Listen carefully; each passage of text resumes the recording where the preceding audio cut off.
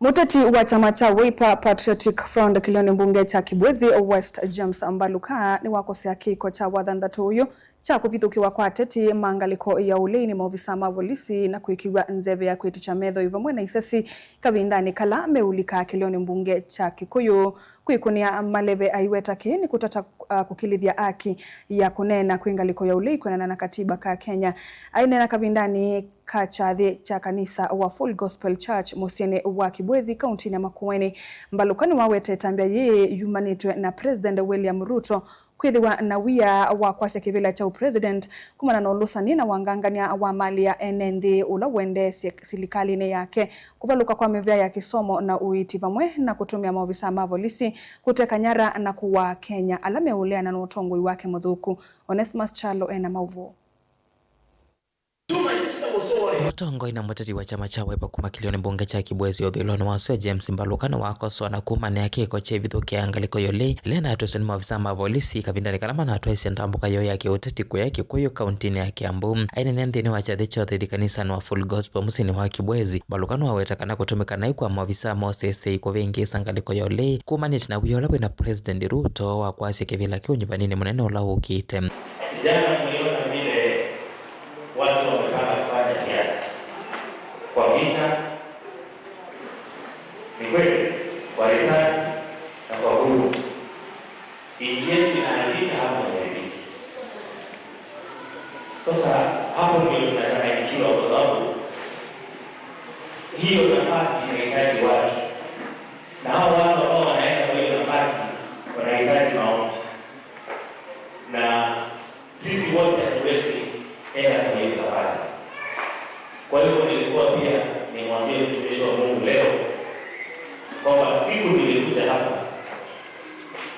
nilimwombea aliyekuwa naibu wa rais kura na mkampea, kwa sababu manifesto inaandikwa kwa kitabu. Ni kweli wananchi wanapopiga kura, ukipewa au ukiwekwa katika nafasi ndio sasa huwa tunakuwekea marks, tunatik the boxes. Zile vitu ulituahidi kama utafanya vile tulisikizana. Ni kweli ama si kweli? Mbaluka no aweta kana serikali ya Kenya kwanza ni valukite vyuthukumi wayo kwesila ulusani wanganganywa mali ya mwenende kutumia polisi kunyamasya na kuwa Kenya pamana kuvalucha muvya wake soma wakati wa maundu angi. Nilikuwa niko sure kwamba wakati kama huu watu wangu hawa watakuwa wametengenezewa bodi ya kuuza mbegu na kuuza mahembe, kama vile iko coffee board na kama vile iko tea board. Hii watu wakipanda mahembe na wakipanda mbegu, ikuwe na uwezekano wa serikali kuu kutumia pesa yake kututafutia soko nje ili tukue na minimum guaranteed prices. Sio ndio wale tunasema. Sasa nani inaenda nne? Kata zote. Mkapa mbegu yake na maembe yake inalipikia wapi? Kwa shamba.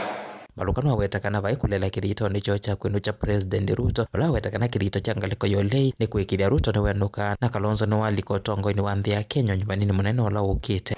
Sababu ile shida umeona ya vita na watu kupigana, sisi tukiongozwa na Mheshimiwa Kalonzo na Mheshimiwa Rigiji na wale wengine tumeamua kuanza safari ya kuhakikisha hii serikali imejua haki ya wananchi lazima isikizwe, kwa sababu tukicheza muziki itarudi kwa barabara. Sasa hiyo ndio kazi ninaenda kufanya, na hiyo kazi ni ngumu. Unaweza enda ukiwa hai, unarudi kama hauko. Kwa hivyo mimi ninawaomba mnipe maombi. Televote abdingwa mbovo Mutongo TV ni Onesmus Chalo.